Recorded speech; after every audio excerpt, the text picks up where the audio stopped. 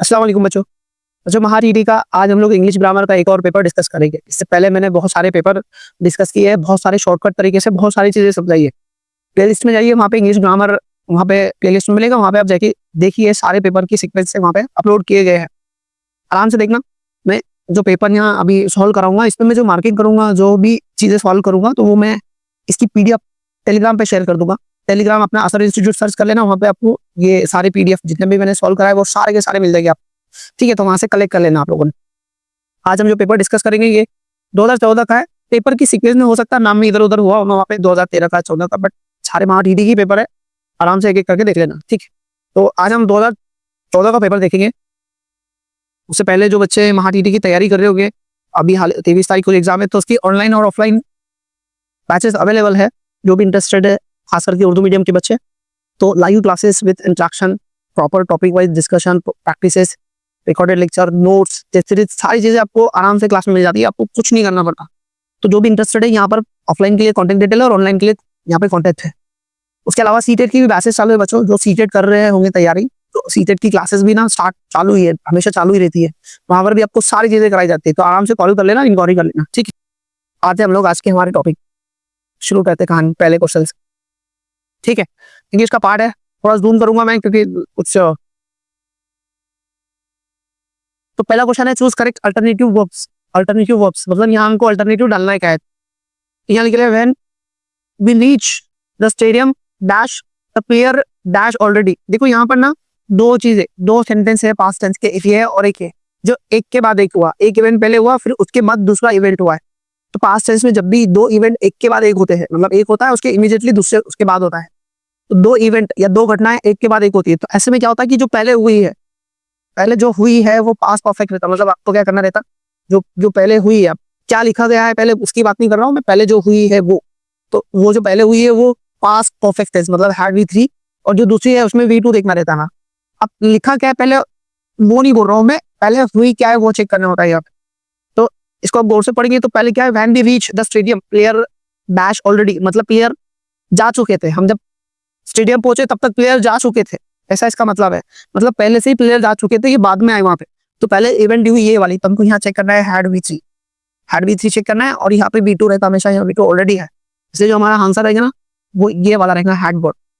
देखिए यहाँ पर पास्ट टेंस यूज किया इसने ना, यहाँ पर पास्ट टेंस यूज किया, तो पास्ट टेंस यूज किया और व्हेन कंजक्शन है। तो जब भी किसी कंजक्शन से दो सेंटेंस जुड़ जाते हैं तो वो एक ही टेंस में होते हैं ज्यादातर 90% केसेस में। तो यहाँ पर अब ये पास्ट टेंस में है, तो यहाँ पर ये आने का सवाल ही नहीं होता। और यहाँ पर क्या है, फिर यहाँ पर भी ये दोनों तो ऑप्शन वैसे ही कर जाते। अगर आपको कुछ पता नहीं है तो कम से कम इतना पता होना चाहिए कि दो सेंटेंसेस जब एक कंजक्शन से जुड़े होते हैं तो एक ही टेंस में होते हैं।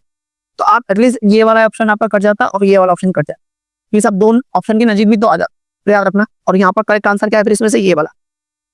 ठीक है, अगला है identify the underline clause in the sentence. तो अंडरलाइन किया गया क्लॉज कौन सा है पूछा आपसे, दैट श्योर। देखिए यहाँ पर ना द पेशेंट वाज श्योर, तो ये ऑब्जेक्ट है, और ऑब्जेक्ट सॉरी ये एडजेक्टिव है, श्योर एडजेक्टिव है।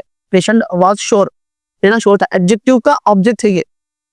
एडजेक्टिव का क्या है, ऑब्जेक्ट है पूरा, ये एडजेक्टिव का ऑब्जेक्ट है। इसका मतलब ये है कि ऑब्जेक्ट, कोई भी ऑब्जेक्ट हमेशा नाउन रहता है, कोई भी ऑब्जेक्ट हमेशा क्या रहता है, नाउन रहता। मतलब ये नाउन की जगह पे यूज किया गया है पूरा। अब क्लॉज है ना, तो मैं डिटेल में समझाना पड़ेगा, मैं शॉर्ट में इसको एक्सप्लेन करने जाऊंगा तो बहुत लंबा लेक्चर खिंच जाता है, इसलिए मैं सिर्फ अभी नॉर्मली समझा रहा हूँ आपको भी क्या है।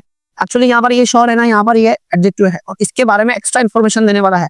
अब यहाँ पे एडजेक्टिव है, ये अपने आप में एडजेक्टिव है, ये नाउन होता, अगर ये नाउन होता तो कहानी बदल जाती। अगर ये नाउन, तो ये एडजेक्टिव है और एडजेक्टिव के बारे में जानकारी देने वाला, मतलब एडजेक्टिव के बारे में जानकारी देने वाला क्या रहता, एडजेक्टिव का ऑब्जेक्ट रहता, और कोई भी ऑब्जेक्ट हमेशा नाउन रहता।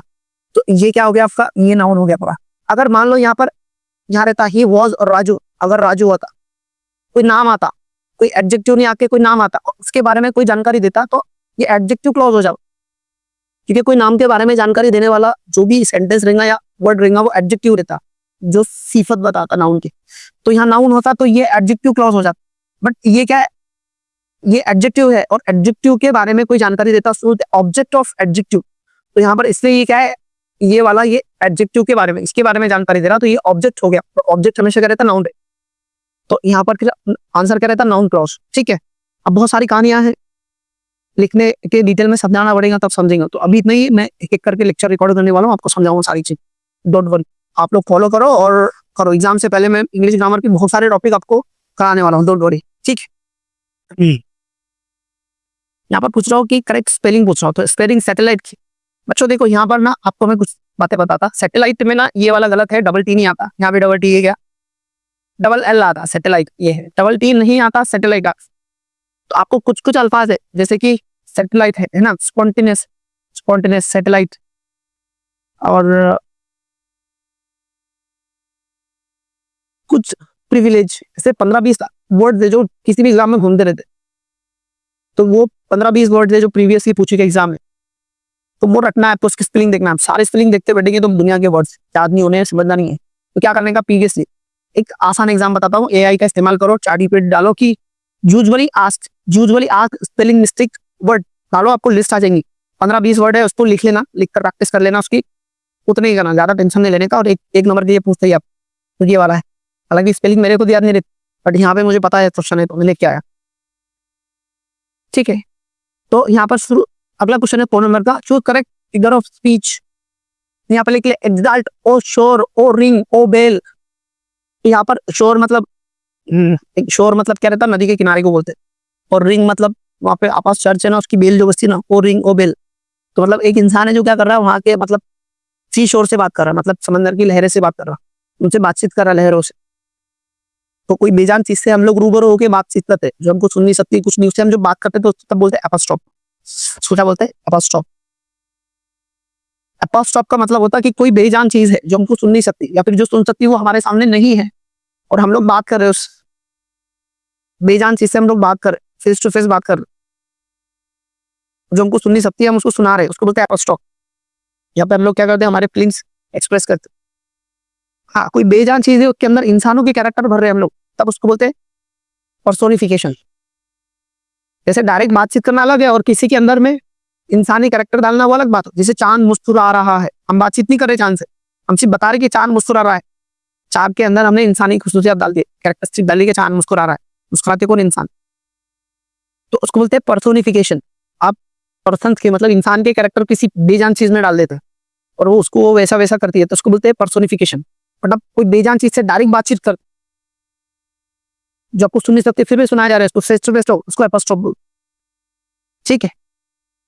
मेटाफोर और सिमिली में बहुत बार एक्सप्लेन कर चुका हूँ क्या है, फिर भी जाते जाते बता देता।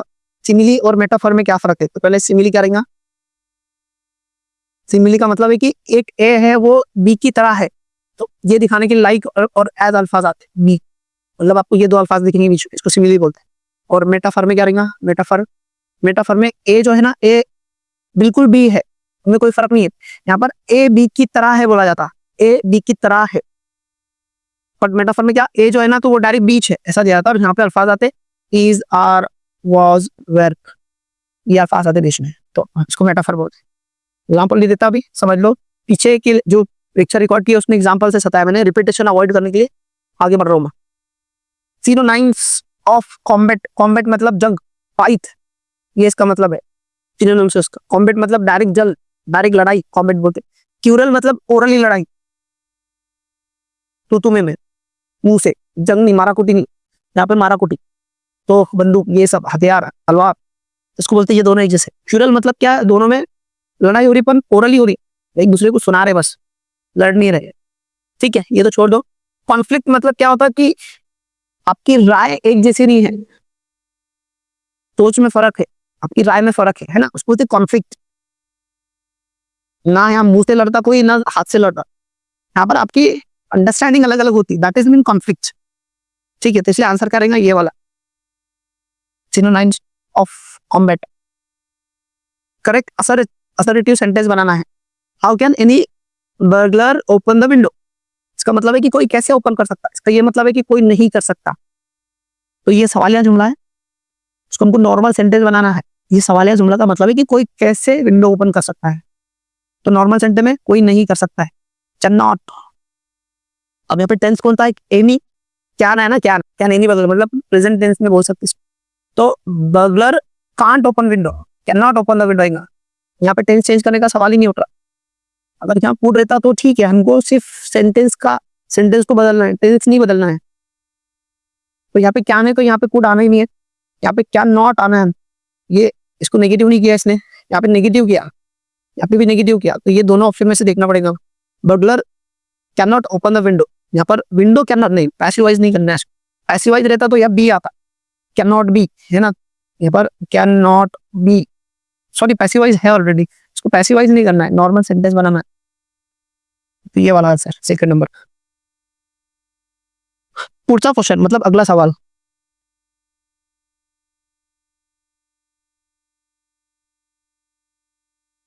Choose indirect speech. आपको इनडायरेक्ट स्पीच बताना है, इसको थोड़ा जूम कर लेता हूँ, ठीक, इनडायरेक्ट स्पीच बताना है मुझे। सेंटेंस क्या लिखे, he said why have you called her, why called her and disturb me sorry, why have you called her and disturb me, मुझे यहाँ क्यों बुलाया गया और क्यों डिस्टर्ब कर रहे हैं, ऐसा इसका मतलब है। अब इसको इनडायरेक्ट स्पीच करना है तो सेड की जगह हमको मालूम है क्या था, यहाँ पे आस्क देखना है हमको, रिपोर्टिंग वर्क, कंजक्शन ये सेम रहेगा, मतलब कंजक्शन इसको सेम देखना है हमको। दूसरा, इसको नॉर्मल सेंटेंस बनाना है और इसका टेंस चेंज करना है। नॉर्मल कैसे बनेगा, ये हैव को उठा के मैं कॉल्ड के पीछे, जब ये असर्टिव सेंटेंस बनेगा तो यू हैव कॉल्ड, उसको पास्ट करना है, तो क्या होगा, अब पास्ट और ये प्रोनाउन चेंज हो जाएगा ही में, ही हैड चाहिए हमको, ही हैड नॉर्मल सेंटेंस चाहिए, तो का ही हैज करना है, टेंस चेंज करना पड़ता है डायरेक्ट और इनडायरेक्ट में। ये यहाँ पर इसको नॉर्मल नहीं किया उसने, ये हैड है ना, यहाँ डालना है, नॉर्मल सेंटेंस बनाना है, इसलिए ये गलत हो गया। यहाँ पर ही हैड सही है, यहाँ पर भाई ही हैड कॉल्ड, ये भी सही है, ये भी सही है, बट यहाँ पर ना कंजक्शन एक्स्ट्रा दैट डाला, हमको सिर्फ कंजक्शन ये वाला चाहिए, इसलिए हमारा आंसर क्या रहेगा, ये वाला थर्ड वाला। डायरेक्ट और इनडायरेक्ट में आपको क्या करना पड़ता है, इनडायरेक्ट में टेंस चेंज करना पड़ता, प्रेजेंट टेंस को एज इट इज पास्ट में शिफ्ट करना पड़ता। और अगर सवालिया जुमला है या इंपेरेटिव सेंटेंस, सॉरी सवालिया जुमला या एक्सक्लेमेटरी सेंटेंस है, ये दोनों केसेस में मतलब कोई सवालिया जुमला है या फिर एक्सक्लेमेटरी सेंटेंस है, उसको नॉर्मल सेंटेंस बनाना पड़ता, असर्टिव सेंटेंस बनाना पड़ता। और ये तो सवालिया जुमला था, ये सवालिया जुमला को हमको नॉर्मल बनाना है और उसका टेंस चेंज करना है, नॉर्मल बनाना है और टेंस चेंज करना है। यहाँ पर एक चीज याद रखो कि टेंस कैसे चेंज होते हैं, मतलब ये डायरेक्ट का टेंस है, डायरेक्ट का टेंस को इनडायरेक्ट के टेंस में कैसे करने, अगर यहाँ पर सिंपल प्रेजेंट टेंस है, सिंपल प्रेजेंट टेंस है तो इसको as it is past present करना है, सॉरी सिंपल पास्ट करना है। यहाँ पर सिंपल प्रेजेंट टेंस है तो यहाँ पे सिंपल पास्ट करना है, ठीक है। यहाँ पर अगर प्रेजेंट कंटिन्यूअस है तो आपको यहाँ पे पास्ट कंटिन्यूअस करना है। अगर यहाँ पर प्रेजेंट परफेक्ट टेंस है, आपको पास्ट परफेक्ट करना है, पास्ट परफेक्ट। यहाँ पर प्रेजेंट परफेक्ट कंटिन्यूअस है तो आपको यहाँ पे पास्ट परफेक्ट कंटिन्यूअस करना रहता है। अगर यहाँ पर सिंपल पास्ट पूछ लिया, सिंपल पास्ट, तो यहाँ पर आपको पास्ट परफेक्ट करना पड़ता है, सिंपल पास्ट, तो यहाँ पे आपको पास्ट परफेक्ट करना रहता है, पास्ट परफेक्ट। यहाँ पर पास्ट कंटिन्यूअस पूछ लिया आपसे तो आपको यहाँ पे पास्ट परफेक्ट कंटिन्यूअस बनाना पड़ता, इस तरह शिफ्ट करते हैं। अगर मॉडल ऑक्सिलरी पूछा तो यहाँ पे कैन पूछा तो आपको उसको कुड करना पड़ता, यहाँ पर मे पूछा तो यहाँ पर माइट, यहाँ पर शैल पूछा तो आपको यहाँ पे शुड, और यहाँ पर वी पूछा तो आपको क्या करना पड़ता है, यहाँ पे वुड, टेंस बदलना पड़ता है इसके, और रिपोर्टिंग वर्ब बदलना पड़ता है। थोड़ी थोड़ी चीजें देखनी पड़ती है, अभी ज्यादा डिटेल समझाऊंगा तो घंटों निकल जाएगी इधर, ठीक है। यहाँ पर आपको नाइदर नॉर का इस्तेमाल करना है, ये सेंटेंस में एक सेंटेंस में नाइदर और दूसरा nor. Vijayant didn't pay attention to parents and he didn't learn from it, मतलब दो चीजें जो कॉमन है यहाँ पर, ये वाली एक लर्निंग और एक है पे, तो ये पे के पहले नाइदर लगाना है और ये इसके पहले क्या लगाना है, लर्न के पहले क्या करना है, नॉर लगाना है। बट यहाँ पर ना नेगेटिव सेंटेंस है तो नेगेटिव बनाने के लिए यहाँ पे डिड नॉट का सहारा लिया गया है, डिड नॉट, और ये पास्ट सेंस है। अब नाइदर अपने आप में नेगेटिव है, अब यहाँ पे नॉट का इस्तेमाल है, जब नाइदर लेंगे तो नॉट की कोई जरूरत नहीं है, अगर नॉट देंगे तो डिड भी उसके साथ चला जाएगा, क्योंकि हमने नेगेटिव बनाने के लिए डिड का इस्तेमाल करते हैं। यहाँ पर ये पास्ट फॉर्म फिर ना इसमें पेड हो जाएगा, इसको पेड, और यहाँ पर ये भी नॉट भी नेगेटिव है तो ये भी डिड जाएगा, इसके साथ नॉट भी चल जाएगा, क्योंकि नॉट देगा तो डिड जाएगा, तो ये भी इसको भी आपको पास्ट चेंज करना पड़ेगा, इसको भी लर्न करना पड़ेगा, मतलब दोनों का टेंस चेंज करना।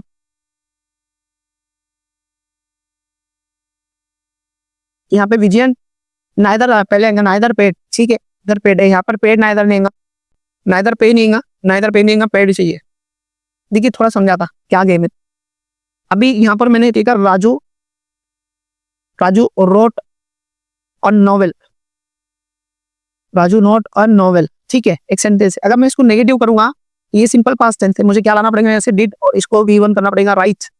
तब तो मेरा नेगेटिव सेंटेंस तैयार होगा। Raju did not right a novel, ऐसे नेगेटिव हुआ सेंटेंस, फुल स्टॉप। मतलब नेगेटिव करने के लिए डिड बनाना पड़ता है। अब हम लोग नाइदर यूज करेंगे किसी सेंटेंस में, नाइदर, तो ये नाइदर अपने आप में नेगेटिव है, तो अपने आप में नेगेटिव है, तो ये इसकी जरूरत नहीं पड़ेगी नॉट की, तो नॉट की जरूरत नहीं, तो डिड भी ऑटोमेटिक चल देगा। मतलब हमारे को फिर वापस सेंटेंस हमारा ये दोनों कट करके इसको V2 बनाना पड़ेगा ऐसा। तो ये नॉट कट होता तो डिड भी चल जाता उसके साथ, और फिर ये डिड का पास्ट फॉर्म है ना, इसमें चल जाता, राइट, ये नॉट हो जाता, फिर आप नाइदर का इस्तेमाल करते। तो मेरे को दिख रहा था वहां पे कि ये पास्ट टेंस है ना, पास्ट टेंस है ये वाला, डिड नॉट पे, डिड मतलब सिंपल पास्ट टेंस, तो नाइदर नेगेटिव है तो नोट की जरूरत नहीं है। अब नोट नहीं लेगा तो डिड का भी कुछ काम नहीं है, तो ये डिड का जो पास्ट फॉर्म है क्या बजेगा, पेड में। तो इस वजह से मुझे देखना है यहाँ पर ई झा V2 है, पेड, नाइदर के बाद पेड, तो यहाँ पे नाइदर के बाद पेड दिखा मुझे, यहाँ पर पेड पहले आ गया, नहीं ये गलत हो गया, यहाँ पर नाइदर के बाद पे देखिए पेड होना था, यहाँ पर भी वही है, इसलिए ये भी गया, ये भी गया, इसलिए मैं बाकी चीजें क्या चेक भी नहीं किया होगा, मेरा आंसर आ गया करेक्ट। नहीं, यूज सो दैट लिख रहा है यहाँ पे, यूज सो दैट में क्या रहता, आपको क्या करना रहता, ये यहाँ तक क्या करना रहता, ये यूज सो दैट में मतलब आपको रिमूव टू लिखा हुआ था, रिमूव टू करना है, तो ये इसकी जगह पे आपको क्या करना रहता है, यहाँ पर सो लिखना पड़ता, और ये वाले टू की जगह पर दैट लिखना पड़ता। दैट लिखने के बाद में है ना, इसकी जगह पर सो लिखना है, अब इसकी जगह पर दैट लिखना है। दैट लिखने के बाद में ये वाला सेंटेंस डिपेंड करता कि इधर वाला पॉजिटिव है कि नेगेटिव है, तो ये पॉजिटिव है, इसमें नॉट का इस्तेमाल नहीं, तो यहाँ पर क्या आएगा, यहाँ पर इसको नेगेटिव करना पड़ेगा, तो कैन नॉट पे।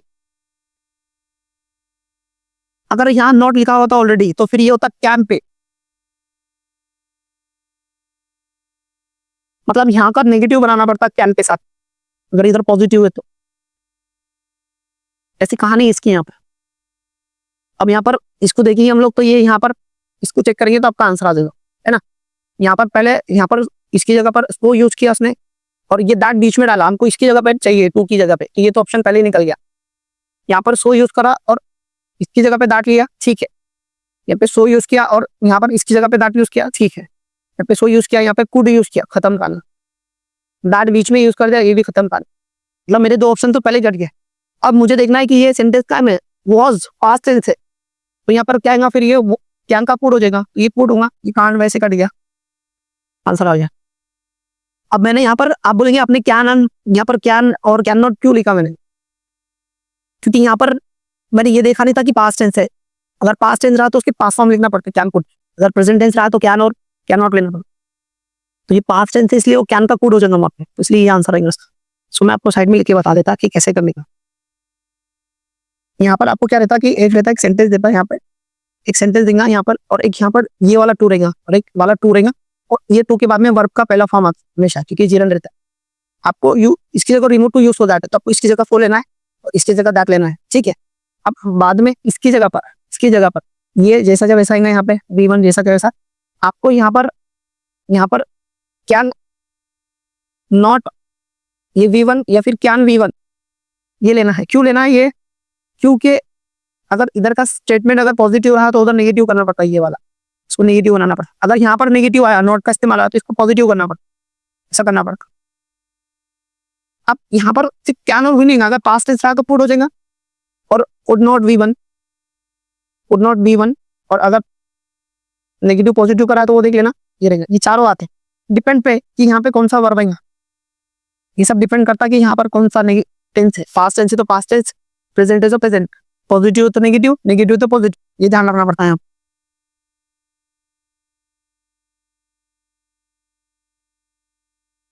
ठीक है, नेक्स्ट है क्वेश्चन टैग करना है, शो मी मतलब ये क्या है, इंपेरेटिव सेंटेंस।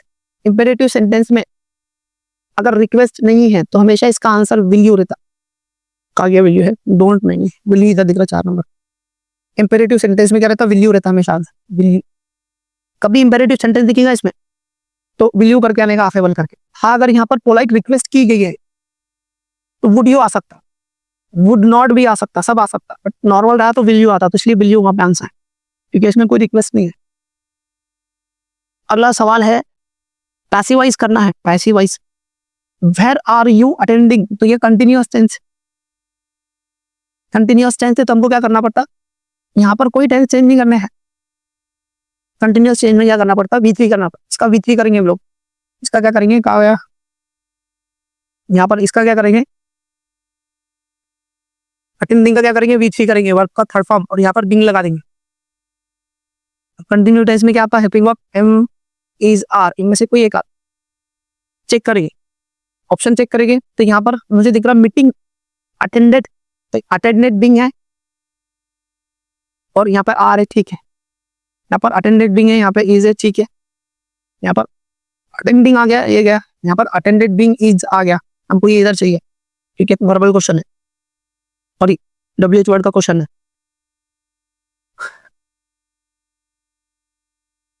अब यहाँ पर ये मीटिंग क्या है, सिंगुलर है, तो उसके साथ से इज आएगा, एक बार बता देता, रिपीट बता देता।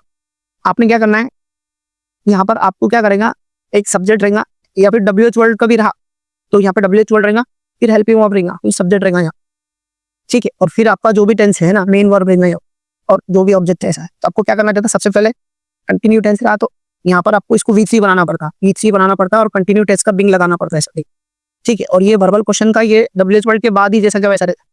अब यहाँ पर जो आपका हेल्पिंग वर्ब आएगा वो अकॉर्डिंग टू ऑब्जेक्ट आएगा, इसके हिसाब से, ठीक है, ये ऑब्जेक्ट इधर जाएगा और ये सब्जेक्ट इधर जाएगा, तो ऑब्जेक्ट के हिसाब से आपको यहाँ चूज करना रहेगा, ठीक है, आएगा हमें चेक की यहाँ पे बिंग अटेंडेड, हमने क्या किया, इसको चेक की यहाँ पे अटेंडेड बिंग है, यहाँ पर एम इज आर में से कोई एक है, बट मीटिंग के हिसाब से यहाँ सिंगुलर आना चाहिए था, ये कट गया, अटेंडेड बिंग है, यहाँ पर मीटिंग के हिसाब से इज बराबर है, ये करेक्ट आंसर, यहाँ पर अटेंडिंग है, ये गया, यहाँ पर अटेंडेड बिंग है, बट यहाँ पे इसको क्वेश्चन पैटर्न नहीं करा, इज यहाँ पे आना चाहिए था, इसलिए गलत हो गया, इसलिए आंसर आ गया ये वाला।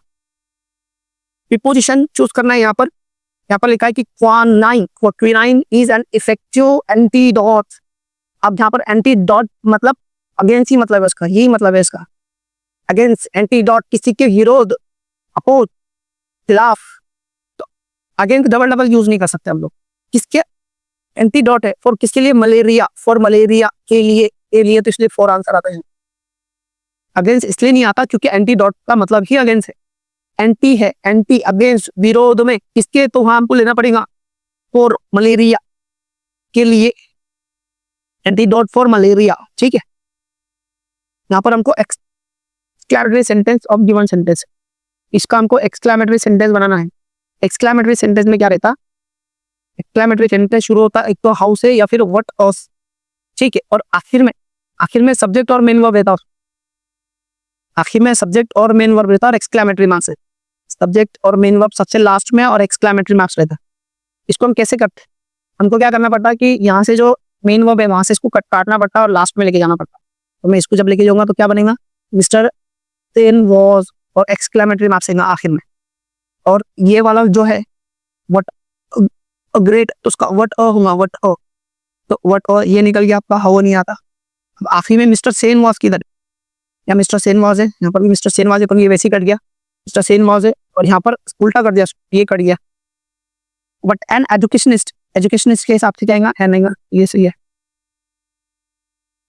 आपको थोड़ा यहाँ बता देता नॉर्मल सेंटेंस कैसे एक्सक्लेमेटरी बनते, देखिए यहाँ पर क्या करने का, अगर मान लो एक एक्सक्लेमेटरी सेंटेंस है ना, what a beautiful she is लिख देता, चलो इट इज लिख दे, जनरल न्यूट्रल लिख देता, तो ये क्या है कि एक्सक्लेमेटरी सेंटेंस हम क्या करते हैं, इसको ऐसा कट करते हैं और इसको उठा के लाते हैं, तो ये क्या हो जाता है, इट इज हो जाता है, ठीक है। व्हाट और हाँ तो और वेरी लगाने का रहता है यहाँ पे, और वेरी और ये बाकी चीजें वैसे वैसे लगा देते, ब्यूटीफुल, ठीक है, फुल स्टॉप, तो ऐसा नॉर्मल सेंटेंस बन जाता। अब किसी नॉर्मल सेंटेंस को वापस अगर एक्सक्लेमेटरी बनाना है तो मेन वर्ब के पास से कट करो उसको और लगा दो, इट इज कर दो और एक्सक्लेमेटरी मार्क्स लगा दो। अब ये अवेरी की बदले क्या आएगा यहाँ पे, व्हाट और ये क्या बचा यहाँ पे, ब्यूटीफुल, ब्यूटीफुल लिख दो, हो गया आपका एक्सक्लेमेटरी सेंटेंस। ऐसा कुछ हेरफेर करना पड़ती है इसकी। Next, opposite of integral, integral का मतलब होता है जुड़ा हुआ, इंटीग्रेटेड, जुड़ा हुआ उसको बोलते हैं इंटीग्रेटेड, इसका अपोजिट करेंगे इंडिपेंडेंट, इंडिपेंडेंट, माइनर उसको बोलते हैं जो 18 साल से नीचे है, और मेजर उसको बोलते हैं जो 18 साल से बड़ा है। इसेंशियल का मतलब होता है जरूरी। Choose correct alternative. यहाँ पर आर्टिकल डालने हैं, mister Kumar spoke in dash low voice, तो डेफिनेटली पता है, कम आवाज में बोलता है, डेफिनेट है, तो डेफिनेट रहता तो डेफिनेट आर्टिकल आता था। अगर डेफिनेट चीज नहीं है तो तब ए और एन आते थे, ए और एन आते, और यहाँ पता है लो वॉइस में बोल रहा हूँ तो दो ही लगेगा यहाँ पे, इसलिए आंसर ये हुआ। डिग्री बच्चों यहाँ पे कंपेरेटिव डिग्री करना है हमको। अब कंपेरेटिव डिग्री बनाना है ये वाले सेंटेंस का, तो ये शताब्दी एक्सप्रेस इज द मोस्ट। अब सुपरलेटिव डिग्री का छोटा ग्रुप है ना, द ईएसटी है, द ईएसटी मतलब छोटा ग्रुप सुपरलेटिव डिग्री का, बड़ा ग्रुप सुपरलेटिव डिग्री का वन ऑफ से शुरू होता, तो ये comparative degree sorry superlative degree का छोटा ग्रुप है। तो हमको इसको कंपेरेटिव बनाना है, तो मुझे जो रहेगा वो देन के बाद एनी अदर आना चाहिए, एनी अदर छोटा ग्रुप कंपेरेटिव डिग्री का। तो यहाँ पे मोस्ट अदर है, ये गया, यहाँ पर एनी अदर है, यहाँ पे एनी अदर है। छोटे ग्रुप में जो नाम आते हैं वो हमेशा सिंगुलर रहते हैं, तो यहाँ पर एनी अदर ट्रेंड्स नहीं चाहिए हमको, छोटा ग्रुप है तो सिंगुलर चाहिए, इसलिए 4 नंबर का।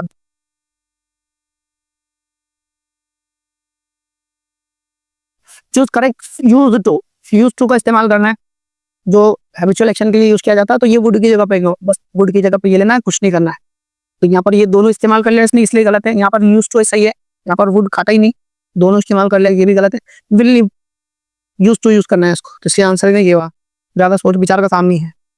नो सुनर इस्तेमाल करना है, तो एज सुन एज की जगह पे हमको नो सुनर देन इस्तेमाल करना है, तो क्या करने का, एज सुन एज की जगह पे इसको एज इट इज लेने का इसकी जगह, ठीक है। बचा यहाँ से ये वाला सेंटेंस खत्म क्या, तो ये वाले सेंटेंस को आपको कुछ नहीं करना है, वर्बल क्वेश्चन बनाना है, कुछ नहीं वर्बल क्वेश्चन बनाना है। तो यहाँ पर ये पुट क्या है, V1 है, V2 है, V5 है, सिंपल प्रेजेंट टेंस है कि सिंपल पास्ट टेंस है, क्योंकि इसकी तीनों पुट ही रहते। यहाँ पर ये पुट V1 भी पुट है, V2 भी क्या है पुट है, और V3 भी पुट है। तो कैसे समझेंगे कौन सा टेंस है, आगे वाला देखना पड़ेगा। आगे वाला बिकेम है, V2 है, मतलब ये सिंपल पास्ट है ना, ये बिकेम है, V2 है, तो ये इसका ये मतलब है कि ये भी V2 है, पास्ट टेंस भी थी। तो यहाँ से लगेंगे डिड और ये पुट जैसा क्या वैसा डिड देगा, डिड नॉर्मल क्वेश्चन बनाने के लिए डिड लगेगा। यहाँ पर पहले वाले सेंटेंस में डू है गया, यहाँ पर नो चिन्ह के बाद में कोई हेल्पिंग वर्ब नहीं है, ये भी गया, दो नहीं चाहिए हमको, डिड चाहिए, आ गया हमारा आंसर। आपको क्या करना रहता है, मैं आपको थोड़ा समझा देता। यहाँ पर आपको क्या बोलता हूँ कि जो यहाँ पर एज सुन एज ठीक है, ऐसा एक सेंटेंस देता है और फिर बाद में एक और सेंटेंस देता है। आपको क्या करना रहता है, यहाँ पर इसी जगह नो सुनर लगा देने पे, नो सुनर कुछ नहीं करने का, नो सुनर लाने का, और ये वाले क्वेश्चन को वर्बल क्वेश्चन बनाने का। वर्बल क्वेश्चन कैसे बनाते हैं सबको पता होना चाहिए। इसके बाद में नो सुनर देन आता है, यहाँ पे देन लगा के जैसा क्या वैसा लिख देने का। तो मैंने इसको वर्बल क्वेश्चन बनाया और यहाँ पे हेल्पिंग वर्ब लिखा मैंने, यहाँ जो भी है नो सुनर लगा के आंसर निकाला। अनलेस यूज करना है, अनलेस का मतलब क्या होता है, अनलेस के अंदर भी इफ नॉट रहता, अनलेस का मतलब इफ नॉट है, अगर नहीं, तो आपको क्या करना है, इफ नॉट की जगह पे इस्तेमाल करना है। I shall not forgive him if, तो यहाँ से एक सेंटेंस शुरू होता है इफ डजंट, तो ये इफ के और ये नॉट की जगह पे क्या है, अनलेस रहेगा। बट ये नेगेटिव सेंटेंस है, तो डज का V5 इसमें एपोलोजाइज हो जाएगा, एपोलोजाइज हो जाएगा, और ये इफ भी जाएगा, ये नॉट भी जाएगा, मतलब अनलेस ही एपोलोजाइज बराबर है, अनलेस V2 करना है यहाँ पर, उसने सॉरी V5 करना है, ES लगाना है, क्योंकि हम लोग नेगेटिव हटाएंगे, डस को हटाएंगे ना, नेगेटिव हटाना है, क्योंकि अनलेस के अंदर ही नेगेटिव है, नॉट है ऑलरेडी, तो नॉट नहीं चाहिए हमको, नॉट जाएगा तो ये डस भी जाएगा, तो ये डस किसमें जाएगा हमारे, जो के इसमें V5 हो जाएगा। तो अनलेस हमको क्या चाहिए, एपोलोजाइजेस चाहिए, यहाँ पे V2 नहीं चाहिए हम, यहाँ पे भी ठीक है, यहाँ पे तो अनलेस के साथ नॉट यूज करा उसने, ये वैसे ही गलत। तो ये वाला एक सेंटेंस बचा और ये वाला सेंटेंस बचा, इसमें से सही कौन सा है, पीछे वाले सेंटेंस को चेंज नहीं करना है, इसको जैसा क्या वैसे रखना है, यहाँ पर जैसा क्या वैसा है, बट यहाँ पर ना नोट गायब है, इसलिए ये भी गया, इसलिए आंसर थी।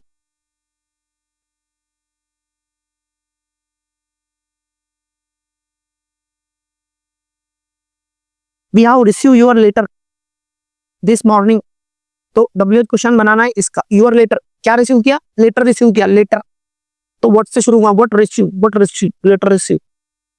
अब टेंस कौन सा है, परफेक्ट टेंस है, तो परफेक्ट टेंस ही रहने वाला है, कुछ बदलने वाला नहीं टेंस। तो व्हाट हैव वी रिसीव, ठीक है बराबर है, what have WH question pattern में हेल्पिंग वर्ब बाद में आते हैं, WH वर्ड के, ये गलत हो गया। What have we receive perfect tense चाहिए था, यहाँ पर रिसीव्ड चाहिए था, इसलिए भी गलत। व्हाट वी हैव यहाँ पर ये वैसे गलत हो गया, इसलिए आंसर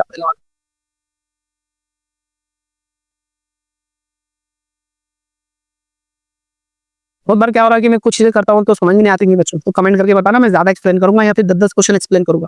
मेरे पास टाइम की लिमिट होती है ना, मैं 30-50 क्वेश्चन, ये 25 क्वेश्चन डिस्कस करने, तो लेक्चर लंबा हो जाएगा, 1 घंटे से ज्यादा हो जाएगा। तो कभी कभी मैं शॉर्ट में निकल लेता हूँ। आपको लगता है कि नहीं शॉर्टकट में डिटेल एक्सप्लेन करते चलो, तो मुझे कमेंट में बताना आप कि नहीं कम क्वेश्चन लो अपन डिटेल एक्सप्लेन करो, तो मैं डिटेल एक्सप्लेन करते करते चलूंगा। ठीक है, आपकी राय के हिसाब से कम करूंगा अगली बार। ठीक है, यहाँ पे नॉट ओनली और बट आल्सो का इस्तेमाल करना है। क्या, wash my hand and it, ये एक वर्ब है और एक ये वर्ब है, इन दोनों के पीछे इसके पहले नॉट ओनली लगाना है और इसके पहले बट आल्सो लगाना है, याद रख। तो पहले नहीं लगाना, ये वैसे कट गया। I not only wash my hand but also ate, ठीक है, यहाँ तक ठीक है। नहीं टू नहीं गाना, नॉट ओनली बट आल्सो का मतलब भी ये से टू, नॉट ओनली बट आल्सो का मतलब ही टू, शुद्धा ये भी और वो भी, तो दोनों एक ही मीनिंग के है, तो इसलिए ये नहीं आएगा इसमें। यहाँ पर आई वॉश नॉट ओनली नहीं लगाया, गलत। यहाँ पर I not only wash my hand but also ate my, तो ये वाला फोर्थ वाला ये भी लगभग बराबर है, पर वो टू लगा दिया इसने, ये टू रिमूव करना है। टू का और नॉट ओनली बट आल्सो का मतलब एक ही है। नेक्स्ट वर्बल क्वेश्चन बनाना है इसका तो ही गेव मी, गेव तो वर्बल क्वेश्चन बनाना है, तो यहाँ से क्या निकल गएगा, यहाँ से डिड और ये हो जाएगा वी1 मतलब गिव, तो यहाँ पे डिड गेव आ गया, वी2 है गलत। डज, ओ सॉरी यहाँ पर सॉरी बराबर है ना, यहाँ पे क्या करने का, वी2 है ना, यहाँ पे गिव, यहाँ क्या क्या निकल के यहाँ पर डिड और ये वी1 हो जाएगा, वी1 मतलब गिव, गिव हो जाएगा। तो यहाँ पर ये वाला डिड बराबर है, तो ये गिव नहीं कर सकते, उसको वी1 करना था। डज नहीं आना है, डिड आना है, यहाँ पे डिड है, यहाँ वी1 है, ये सही है। यहाँ पर डिड इस तरह नहीं, ऐसा कहा, इसलिए आंसर आ गया ये वाला। Next choose correct passive voice, passive voice करना है। यहाँ पर लिखा है कि चूज हार्ट ब्रोकन, मतलब पास्ट परफेक्ट टेंस है, तो पास्ट परफेक्ट टेंस में हम क्या करते हैं, सिर्फ बिन लगा देते हैं, अब कुछ नहीं करना है। तो यहाँ पर हार्ट ब्रोकन है गया, हार्ट बिन ब्रोकन है, हार्ट बिन ब्रोकन है, हैज ब्रोकन नहीं आएगा, ये दो है, इसमें से देखना है कि कौन सा सही है। The back door broken by थ्यूज है ना, थ्यूज आएगा आखिरी में, ये वाला आंसर, ये वाला। Choose the correct alternative, mister Kedar become P of Pune, एक एसपी बना, बहुत सारे एसपी हो सकते हैं, उसमें से एक बना एसपी, एसपी का एस एस एस ऐसा लिखना है, एस मतलब एन आएगा, यहाँ पर एन लेना पड़ेगा, इसलिए आंसर आ गया। डिग्री सेंटेंसेस पहचाना है कि कौन सा करेक्ट है। वन ऑफ द मोस्ट मतलब सुपरलेटिव का बड़ा ग्रुप है, तो यहाँ पे नाम प्लूरल आना चाहिए, सही है। वन ऑफ का बड़ा ग्रुप है, नाम प्लूरल आना चाहिए था, है क्या, नहीं है, गलत। छोटा ग्रुप है, द ईएसटी वाला छोटा ग्रुप है, तो नाम सिंगुलर आना था, डबल है, गलत। मोर पॉपुलर कंपेरेटिव डिग्री यहाँ पे, और यहाँ पर मोर पॉपुलर देन आना था, देन यहाँ पे देन आना था, वो नहीं, इसलिए गलत, इसलिए आंसर पहला वाला। तो ऐसे करके ये सारे क्वेश्चन हमने सॉल्व करे बच्चों। इसकी पीडीएफ मैं आपको टेलीग्राम ग्रुप पे डाल दूंगा, असर इंस्टीट्यूट समझ सर्च करना टेलीग्राम पे, असर इंस्टीट्यूट की जो टेलीग्राम चैनल है वहाँ ज्वाइन होना है आपने। ये सारे पीडीएफ, इससे पहले के सारे पीडीएफ वहाँ पे है, जाके ले लेना, ठीक है। कुछ सवाल रहे जैसे कुछ डाउट है तो पूछने का, कुछ गलती मैंने की है तो उसको एक्सप्लेन करके बताने का, गलतियां भी बताने का कमेंट में, ठीक है। अगर मैं कम क्वेश्चन लेकर उसको डिटेल एक्सप्लेन करूँ ऐसा आप चाह रहे तो वो भी बताइए कमेंट में, आपके हिसाब से जो भी आपकी रिक्वायरमेंट है उसके हिसाब से काम करेंगे, ठीक है। फिर कुछ और आपकी रिक्वायरमेंट है, आपका कुछ कहना है तो वो भी कमेंट में बताइए, और मिलते फिर नेक्स्ट वीडियो में, तब तक के लिए बाय बाय, अल्लाह हाफिज़।